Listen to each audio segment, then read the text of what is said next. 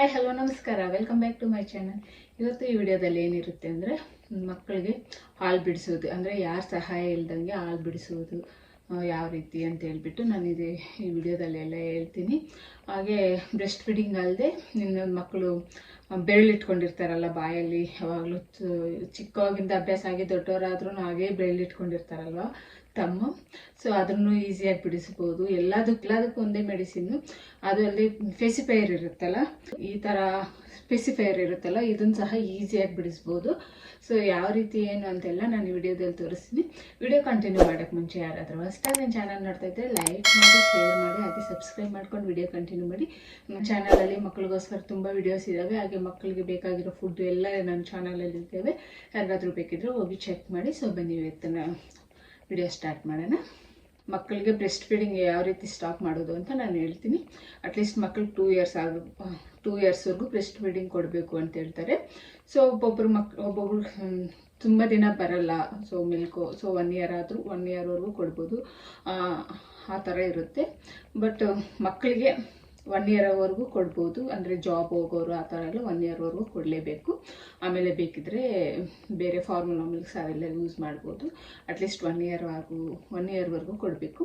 ಆಮೇಲೆ 1 ಇಯರ್ ಆದಮೇಲೆ ಮಕ್ಕಳಿಗೆ ಟೀತ್ ಬರುತ್ತೆ ಅಲ್ವ, ಟೀತ್ ಬಂದಮೇಲೆ ಮಕ್ಕಳಿಗೆ ಬ್ರೆಸ್ಟ್ ಫೀಡಿಂಗ್ ಯಾವಾಗ ಕೊಡಬೇಕು, ಯಾವಾಗ ಕೊಡಬಾರ್ದು ಅಂತ ಎಲ್ಲ ನಾನು ಒಂದು ವಿಡಿಯೋ ಹಾಕಿದ್ದೀನಿ, ನನ್ನ ಚಾನಲಲ್ಲಿದೆ. ನಿಮ್ಗೆ ಸಿಗಲಿಲ್ಲ ಅಂದರೆ ನಾನು ಕಮೆಂಟ್ಸಲ್ಲಿ ಲಿಂಕ್ ಕೊಟ್ಟಿರ್ತೀನಿ, ಚೆಕ್ ಮಾಡಿ. ಮತ್ತು ಇವಾಗ ನಾನು ರೀಸೆಂಟಾಗಿ ನಮ್ಮ ಪಾಪುಗೆ ಬ್ರೆಸ್ಟ್ ಫೀಡಿಂಗ್ ಸ್ಟಾಪ್ ಮಾಡಿದೆ. 1-2 ಕೇಳಿದ್ರು ಯಾವ ರೀತಿ ಸ್ಟಾಪ್ ಮಾಡಿದೆ, ನಿಮ್ಗೆ ಯಾರು ಇಲ್ಲ ಅಲ್ಲ ಹೆಲ್ಪ್ ಮಾಡೋದಕ್ಕೆ, ಅಲ್ಲಿ ಯಾವ ರೀತಿ ಸ್ಟಾಪ್ ಮಾಡಿದೆ ಅಂತ ಎಲ್ಲ ಕೇಳಿದ್ರು. ಸೊ ಅದಕ್ಕೋಸ್ಕರ ಈ ವಿಡಿಯೋ ಮಾಡಿದ್ರೆ ತುಂಬ ಜನಕ್ಕೆ ಯೂಸ್ ಆಗುತ್ತೆ ಅಂತ ನಾನು ಇದು ಮಾಡ್ತಾಯಿದ್ದೀನಿ. ಬ್ರೆಸ್ಟ್ ಫೀಡಿಂಗ್ ಸ್ಟಾಪ್ ಮಾಡೋಕ್ಕೆ ಮುಂಚೆನೇ 1-2 ಮಂತ್ಸು ಮಕ್ಕಳಿಗೆ ಬೇರೆ ಹಾಲು, ಓಲ್ ಮಿಲ್ಕ್ ಹಾಲು ಕೊಡೋಕ್ಕೆ ಸ್ಟಾರ್ಟ್ ಮಾಡಬೇಕು. ಆ ರೀತಿ ಕೊಡ್ತಾ ಇರಬೇಕು. ಬಟ್ ನಾನು ನಮ್ಮ ಪಾಪುಗೆ ನಾನು ಮಾಡಿದೆ 2-3 ಮಂತ್ಸ್ ಮುಂಚೆಯಿಂದನೇ, ಸ್ಟಾಪ್ ಮಾಡೋಕ್ಕೆ ಮುಂಚೆನೇ ಅಂದರೆ ಹೋಲ್ ಮಿಲ್ಕ್ ಕೊಡೋದು ಹೋಲ್ ಮಿಲ್ಕ್ ಕೊಡೋದಕ್ಕೆ ಸ್ಟಾರ್ಟ್ ಮಾಡಿದೆ. ಬಟ್ ನಮ್ಮ ಪಾಪು ಮಿಲ್ಕ್ ತಗೊತಾ ಇಲ್ಲ. ಇನ್ನು ಫಾರ್ಮುಲಾ ಮಿಲ್ಕ್ ಏನಾದರೂ ಯೂಸ್ ಮಾಡೋಣ ಅಂದರೆ ಅದನ್ನು ಪಾಪು ಕೊಟ್ಟರೆ ಅದು ಫುಲ್ ಬಾಡಿಯೆಲ್ಲ ಚಿಕ್ಕದಾಗಿ ಪಿಂಪಲ್ಸ್ ಬರ್ತಾಯಿದೆ. ಸೊ ಅದಕ್ಕೆ ಫಾರ್ಮುಲಾ ಮಿಲ್ಕ್ಸು ಆಗ್ತಾಯಿಲ್ಲ ಅವಳಿಗೆ. ಇನ್ನು ಹೋಲ್ ಮಿಲ್ಕ್ ಕೊಟ್ಟರು ಅವಳಿಗೆ ಸ್ವಲ್ಪ ವಾಮಿಟ್ ಮಾಡ್ಕೊತಾಳೆ. ಅದಕ್ಕೋಸ್ಕರ ನಾನು 2-3 ಮಂತ್ಸ್ ಟ್ರೈ ಮಾಡಿದೆ. ಫಸ್ಟ್ ಈ ಮಿಲ್ಕ್ ಅಭ್ಯಾಸ ಆಮೇಲೆ ಹಾಲು ಬಿಡಿಸ್ಬೋದು ಅಂತ ಹೇಳ್ಬಿಟ್ಟು ಹಾಲು ಬಿಟ್ಟಿಲ್ಲ, ಸಾರಿ ಅಂತ ಹೇಳ್ಬಿಟ್ಟು ಡೈರೆಕ್ಟಾಗಿ ಹಾಲು ಬಿಡಿಸ್ಬಿಟ್ಟೆ ನಾನು, ಏನಾದರೆ ಅದಾಗಲಿ ಅಂತ ಹೇಳ್ಬಿಟ್ಟು. ತುಂಬ ಜನ ಹೇಳಿದ್ರು, ಅಂದರೆ ನನ್ನ ಫಸ್ಟ್ ಮಗನಿಗೆ ನನಗೆ ತುಂಬ ಕಷ್ಟ ಆಯಿತು ಹಾಲು ಬಿಡಿಸೋದು. ನಾನು ಅಮೇರಿಕಾದಲ್ಲಿದ್ದಾಗ ತುಂಬ ಸಲ ಟ್ರೈ ಮಾಡಿದೆ. ಎಲ್ಲರೂ ಹೇಳಿದ್ರು ನೀಮ್ ಆಯಿಲ್ ಯೂಸ್ ಮಾಡಿ ಬೇಗ ಹಾಲು ಬಿಡ್ತಾನೆ ಅಂಥೇಳಿ. ನೀಮ್ ಆಯಿಲಿಂದನೇ ಯೂಸ್ ಆಗಿಲ್ಲ. ಆಮೇಲೆ ಮುರಂಗಿ ಪೌಡರ್, ಅಂದರೆ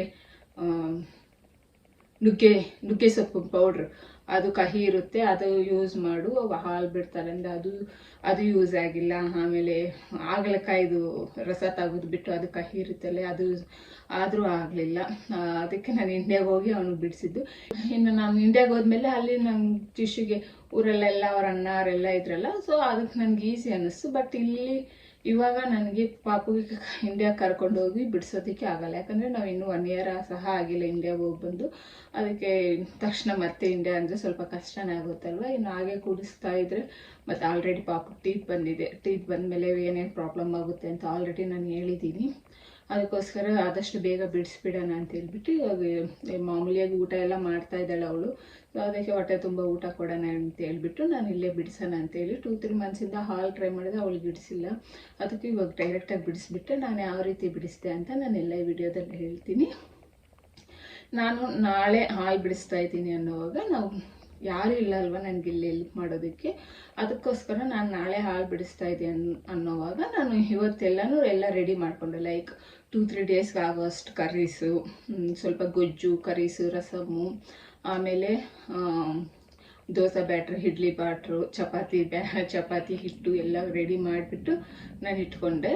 ಯಾಕಂದರೆ ನನಗೆ ಹಾಲು ಬಿಡಿಸುವಾಗ ನಮ್ಗೆ ಪೇಯ್ನು, ಫೀವರ್ ಎಲ್ಲ ಬರುತ್ತೆ. ಸೊ ನನಗೆ ಸ್ವಲ್ಪ ಹಾಲಿದ್ದಾವೆ, ಸೊ ಆ ಪೇಯ್ನ್ ನನಗೆ ಬರುತ್ತೆ. ಜಿಶುಗೂ ಬಂದಿತ್ತು. ಇಂಡಿಯಾದಲ್ಲಿ ಆ ಪೇಯ್ನ್ ಇದ್ದರೆ ಇಂಜೆಕ್ಷನ್ ಕೊಡ್ತಾರೆ ಹಾಸ್ಪಿಟಲಲ್ಲಿ. ಪೇಯ್ನ್ ಇದ್ದರೆ ನಮಗೆ 1 ಡೇಗೆಲ್ಲ ಪೇಯ್ನ್ ಹೋಗುತ್ತೆ. ಬಟ್ ಇಲ್ಲ ಆ ಥರ ಏನು ಇಂಜೆಕ್ಷನು ಆ ಥರದ್ದೇನು ಕೊಡಲ್ಲ. ಹಾಸ್ಪಿಟಲ್ಗೆ ಹೋದ್ರೂ ಏನು ಯೂಸ್ ಇಲ್ಲ ಇಲ್ಲಿ. ಅದಕ್ಕೋಸ್ಕರ ನಾವು ಮನೆಯಲ್ಲೇ ಟ್ಯಾಬ್ಲೆಟ್ಸ್ ತಗೊಂಡು ನಾವೇ ಪೇಯ್ನ್ ಹೋಗೋವರೆಗೂ ರೆಸ್ಟ್ ಆಗಿರಬೇಕು.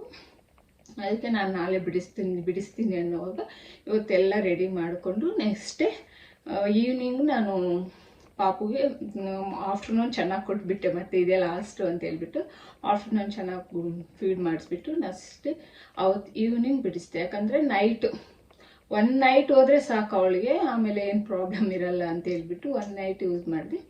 ಸೊ ಯಾವ ರೀತಿ ಬಿಡಿಸೋದು ಅಂತ ಅದೊಂದು ಯೋಚನೆ ಆಗಿತ್ತು. ಬಟ್ ನನ್ನ ಜಿಶು ತುಂಬ ಬೆರಳು ಅವಾಗವಾಗ ಬಾಯಲ್ಲಿ ಇಟ್ಕೊತಾ ಇದ್ದ. ಸೊ ಅದಕ್ಕೆ ನಾನು ತುಂಬ ಯೂಸ್ ಆಗಿತ್ತು ಇದು, ಅದಕ್ಕೆ ಇದು ಯೂಸ್ ಮಾಡ್ಬೋದು ಅಂತ ಹೇಳ್ಬಿಟ್ಟು. ಇದು ಬೇಗ ಹಾಲು ಬಿಡ್ತಾರೆ, ಒಂದು 250 ರೂಪೀಸ್ ಇರುತ್ತೆ ಅಷ್ಟೇ ಇಂಡಿಯಾದಲ್ಲಿ, ಮೆಡಿಕಲ್ ಶಾಪ್ಸಲ್ಲೆಲ್ಲ ಸಿಗುತ್ತೆ, ಈಸಿಯಾಗಿ ಬಿಡ್ತಾರೆ.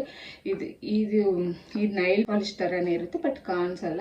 ಸೊ ನಾನು ಅದು ಹಾಕ್ಕೊಂಡೆ, ಅದು ಹಾಕ್ಕೊಂಡು ಪಾಪು ಮುಂದೆನೇ ಹಾಕ್ಕೊಂಡೆ. ಅವಳು ನೋಡ್ತಾ ಇದ್ಲು ನಾನು ಏನು ಮಾಡ್ತಾ ಇದ್ದೀನಿ ಅಂತ ಹೇಳ್ಬಿಟ್ಟು ಪಾಪು ಮುಂದೆನೇ ಹಾಕ್ಕೊಂಡ್ಲು. ಮತ್ತೆ ಕುಡಿಯೋಕೆ ಬಂದ್ಲು, ಆಗಿದೆ ಅಮ್ಮಗೆ ಬೇಡ ಅಂತ ಹೇಳಿದೆ ಅಷ್ಟೇ. ಅವಳು ಹತ್ರ ಬಂದು ಮತ್ತೆ ಅದ್ರ ಸುದ್ದಿಗೆ ಬಂದಿಲ್ಲ, ಸುಮ್ಮನೆ ನೋಡ್ತಾಳೆ, ನನಗೆ ಅಳ್ತಾಳೆ. ನನಗೆ ನೋಡಿಬಿಟ್ಟು ಹಾಲು ಬೇಕು ಅಂತೇಳಿ ಒಂದು 5 ಮಿನಿಟ್ಸ್ ಹಾಕ್ಬಿಟ್ಲು. ಆಮೇಲೆ ಅವರಪ್ಪ ಅವಳ ಮನೆಯಲ್ಲಿದ್ದರೆ ಹೀಗೆ ಅಳ್ತಾ ಇರ್ತಾಳೆ, ಸೊ ಔಟ್ ಸೈಡ್ ಕರ್ಕೊಂಡು ಹೋಗೋಣ ಬಾ ಅಂತ ಹೇಳ್ಬಿಟ್ಟು ನಾವು ಔಟ್ ಸೈಡ್ ಹೋಗ್ಬಿಟ್ವಿ. ನೈಟ್ವರೆಗೂ ಔಟ್ ಸೈಡೇ ಇದ್ವಿ. ನೈಟ್ ಬಂದಮೇಲೆ ನಾನು ಹೊಟ್ಟೆ ತುಂಬ ಅವಳಿಗೆ ಮುದ್ದೆ ತಿನ್ನಿಸ್ದೆ. ಮುದ್ದೆ ಆದರೆ ನೈಟ್ ಫುಲ್ ಚೆನ್ನಾಗಿ ಮಲಗ್ತಾಳೆ ಅಲ್ವಾ ಅಂತ ಹೇಳ್ಬಿಟ್ಟು ಹೊಟ್ಟೆ ತುಂಬ ಮುದ್ದೆ ತಿನ್ನಿಸ್ಬಿಟ್ಟು ನಾನು ಮಲಗಿಸ್ದೆ. ಮಲಗುವಾಗ ಸ್ವಲ್ಪ ಕಷ್ಟ ಅನ್ನಿಸ್ತು, ಅಂದರೆ ಅವಳು ಫೀಡ್ ಮಾಡ್ತಾನೆ ಮಲಗ್ತಾ ಇದ್ದಿತ್ತು. ಅದಕ್ಕೋಸ್ಕರ ನಾನು ಸ್ಟ್ರಾಲರ್ ಇರುತ್ತಲ್ಲ, ಸ್ಟ್ರಾಲರ್ ಹಾಕ್ತಾ ಆ ಕಡೆ ಈ ಕಡೆ ಓಡಾಡಿಸಿ ಹಾಗೇ ಮಲಗಿಬಿಟ್ಲು. ಆಮೇಲೆ ತಗೊಂಡೋಗಿ ಬೆಡ್ ಮೇಲೆ ಹಾಕ್ಕೊಂಡೆ. ಇನ್ನು ಮಿಡ್ ನೈಟ್ ಒಂದ್ಸಲ ಎದ್ದೋಳಿದ್ಲು, ಆವಾಗ ಅಷ್ಟೇ ಕುಡಿಬೇಕು ಅಂತ ಅಂದ್ಲು.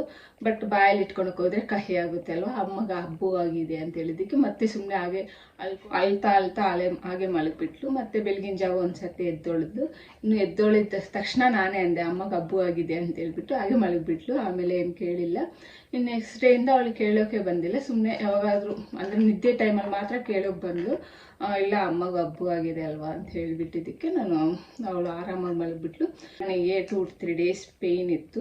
ಸೊ ಅದಕ್ಕೋಸ್ಕರ ನಾನು ಇನ್ನು ಇಲ್ಲಿ ಹಾಸ್ಪಿಟಲ್ಗೆ ಹೋಗೋಕ್ಕಾಗಲ್ಲಲ್ವ, ಅದಕ್ಕೆ ನಾನು Dolo tablets 3 times 3 days use ಮಾಡಿದೆ ಡೋಲೋ ಟ್ಯಾಬ್ಲೆಟ್ಸು. ಆಮೇಲೆ ನನಗೂ ಪೇಯ್ನ್ಸ್ ಎಲ್ಲ ಕಮ್ಮಿ ಆಯಿತು. ಬಟ್ ಹಾಗೆ ಅಂತೇಳಿ ನಾನು ಫುಲ್ ರೆಸ್ಟ್ ಆಗಿರಲಿಲ್ಲ.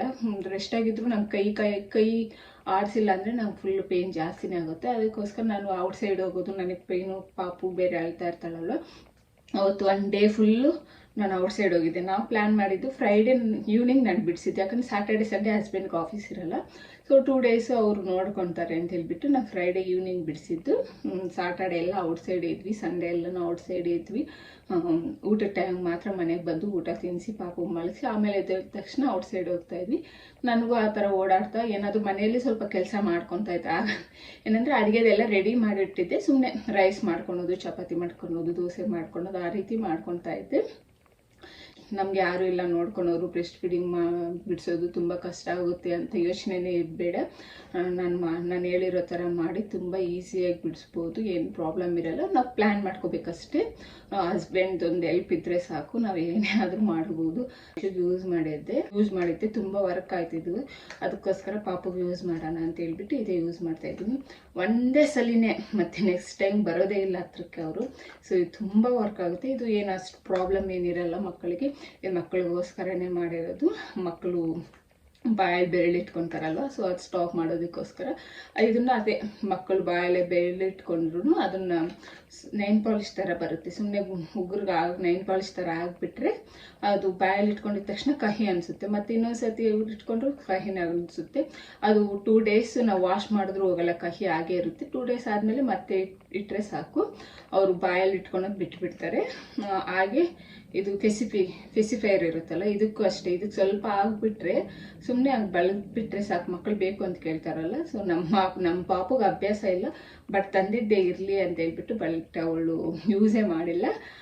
ತುಂಬ ಜನ ಮಕ್ಕಳು ಯಾವ ರೀತಿ ಬಿಡಿಸೋದು ಅಂತ ತುಂಬ ಜನ ಯೋಚನೆ ಮಾಡ್ತಾ ಇರ್ತಾರೆ. ಮಕ್ಕಳಿಗೆ ಫೆಸಿಫೈರ್ ಬಿಡಿಸೋದು ಯಾವ ರೀತಿ ಅಂತ ಹೇಳ್ಬಿಟ್ಟು ಹೋಲ್ ಮಾಡ್ತಾರೆ. ಹೋಲ್ ಮಾಡಿದ್ರೆ ಬಿಡ್ತಾರೆ ಅಂತ ಹೇಳಿ ಹೋಲ್ ಮಾಡಿದ್ರು ಬಿಡಲ್ಲ ಒಬ್ಬೊಬ್ರು ಮಕ್ಕಳು. ಅಂಥವ್ರಿಗೆ ಇದು ಯೂಸ್ ಮಾಡಿದ್ರೆ ಸಾಕು, ಈಸಿಯಾಗಿ ಫೆಸಿಫೈರ್ ಬಿಟ್ಬಿಡ್ತಾರೆ. ಯಾವುದೇ ಯೋಚನೆ ಇಲ್ದಾಗ ಒಂದ್ಸಲ ಇಟ್ಕೊತಾರೆ, ಕಹಿ ಅನಿಸಿದ ತಕ್ಷಣ ಮತ್ತೆ ಇನ್ನೊಂದ್ಸಲ ಇಟ್ಕೊಳಕ್ಕೆ ಹೋಗಲ್ಲ, ಅಷ್ಟು ಕಹಿ ಇರುತ್ತೆ. ಇದರಿಂದ ಏನು ಅಷ್ಟು ಪ್ರಾಬ್ಲಮ್ ಇಲ್ಲ. ನಾನೆಲ್ಲ ತಿಳ್ಕೊಂಡೆ ಇದು ಯೂಸ್ ಮಾಡಿರೋದು. ಡಾಕ್ಟರ್ ಸಹ ಸಜೆಸ್ಟ್ ಮಾಡ್ತಾರೆ ಇದರಿಂದ ಇದು ಯೂಸ್ ಮಾಡಿ ಅಂತ ಹೇಳ್ಬಿಟ್ಟು.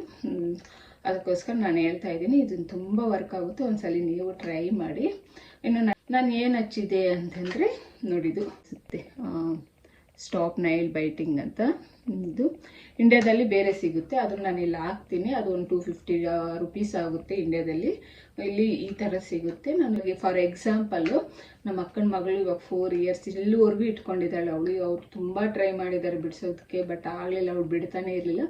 ನಾನು ಒಂದು 4-5 ಮಂತ್ಸ್ ಬ್ಯಾಕ್ ನಮ್ಮ ಅಕ್ಕಗೆ ಹೇಳಿದೆ, ಈ ರೀತಿ ಟ್ರೈ ಮಾಡು ಬಿಡ್ತಾಳೆ ಅಂತ ಹೇಳಿದೆ. ಅದಕ್ಕೆ ನಮ್ಮ ಅಕ್ಕ ಟ್ರೈ ಮಾಡಿದ್ಲು. 2 ಡೇಸಲ್ಲಿ ಬಿಟ್ಬಿಟ್ಲಂತೆ ನಮ್ಮ ಅಕ್ಕನ ಮಗಳು. ಸೊ ನಮ್ಮ ಅಕ್ಕ ಅಂತ ಇದ್ದಿದ್ದೇನೋ ಫಸ್ಟ್ ಹೇಳಿದ್ದೆ ಆಗ್ತಾ ಇರಲಿಲ್ಲ, 4 ಇಯರ್ಸ್ ಇಲ್ಲಿವರೆಗೂ ಇಟ್ಕೊಂಡಿದ್ದಾಳೆ ಅಂತ ಹೇಳ್ಬಿಟ್ಟು ತುಂಬ ಯೂಸ್ ಆಯಿತು. ನನ್ನ ಮಗಳೇ ಅಲ್ಲ, ನಮ್ಮ ಮನೆ ಹತ್ರ ಅಮ್ಮವ್ರ ಮನೆ ಹತ್ರ ಒಬ್ಬ ಹುಡುಗ ಇದ್ದಾನೆ. ಅವ್ನು ಆಲ್ಮೋಸ್ಟ್ 8 ಇಯರ್ಸ್ ಏನೋ ಇವಾಗ, ಅವ್ನಿಗೆ 8 ಇಯರ್ಸ್ ಇವಾಗ. ಅವ್ನು ಇವಾಗ ಸಹ ಇಟ್ಕೊತಾನೆ ಇದ್ನಂತೆ. ಅಮ್ಮ ಪಾಪು ನಮ್ಮ ಅಕ್ಕನ ಮಗಳಿಗೆ ಇಟ್ಟಿದ್ರಲ್ಲ, ಅಮ್ಮ ತಗೊಂಡೋಗಿ ಅವನಿಗೆ ಕೊಟ್ರಂತೆ, ಕೊಡು ನಿನ್ನ ಮಗನಿಗೆ ಇಡು ಅಂತ ಹೇಳ್ಬಿಟ್ಟು. ಅವ್ನು ಮಲಗಿದ ಮೇಲೆ ಇಟ್ಟಿದ್ದಾರೆ. ಇಟ್ಟಿಟ್ಟು ನೆಕ್ಸ್ಟ್ ಡೇನೇ ಬಿಟ್ಬಿಟ್ಟಿದ್ದಾನೆ ಅವನು, ಮತ್ತೆ ಇಟ್ಕೊಂಡಿಲ್ವಂತೆ. ಅಷ್ಟು ಕಹಿ ಇರುತ್ತೆ ಇದು, ಬಟ್ ಏನು ಪ್ರಾಬ್ಲಮ್ ಆಗಲ್ಲ ಇದರಿಂದನೂ. ಒಂದ್ಸಲಿ ಟ್ರೈ ಮಾಡಿ, ಈಸಿಯಾಗಿ ಬಿಟ್ಬಿಡ್ತಾರೆ ಮಕ್ಕಳು. ನಾವು ರಿಸ್ಕ್ ಇಲ್ದಿರಂಗೆ ನಾವು ಅವ್ರಿಗೆ ಯಾವಾಗ ಇಟ್ಕೊತಾರೋ ನೋಡ್ಕೊಂಡಿರೋದು, ಬೈಯೋದು, ಆ ಥರದ್ದೇನು ಪ್ರಾಬ್ಲಮ್ ಇರಲ್ಲ. ಒಂದ್ಸಲ ಇಟ್ಬಿಟ್ಟು ಅವ್ರು ಮುಂದೆ ಇಟ್ಕೊಂಡಿಲ್ಲ, ನೇಲ್ ಪಾಲಿಶ್ ಹಾಕ್ತಾ ಇದ್ದೀನಿ ಬಾ ಅಂತ ಕರೆದ್ಬಿಟ್ಟು ಇಟ್ಬಿಟ್ರೆ ಆಗೋಯ್ತು. ಆರಾಮಾಗಿ ಇಡ್ಸ್ಕೊಂಡು ಬಿಡ್ತಾರೆ, ನೇಲ್ ಪಾಲಿಶ್ ಹಾಕ್ತಾ ಇದ್ದೀನಿ ಬಾ ಅಂತ ಹೇಳ್ಬಿಟ್ಟು. ಇಲ್ಲ ಅಂದರೆ ಅವ್ರಿಗೆ ಗೊತ್ತಿರೋ ಮಕ್ಕಳದ್ದು ಸ್ವಲ್ಪ ದೊಡ್ಡವರಾದರೆ ನೈಟ್ ಮಲಗಿರ್ತಾರಲ್ಲ, ಆವಾಗ ಇಟ್ಟರೆ ಸಾಕು.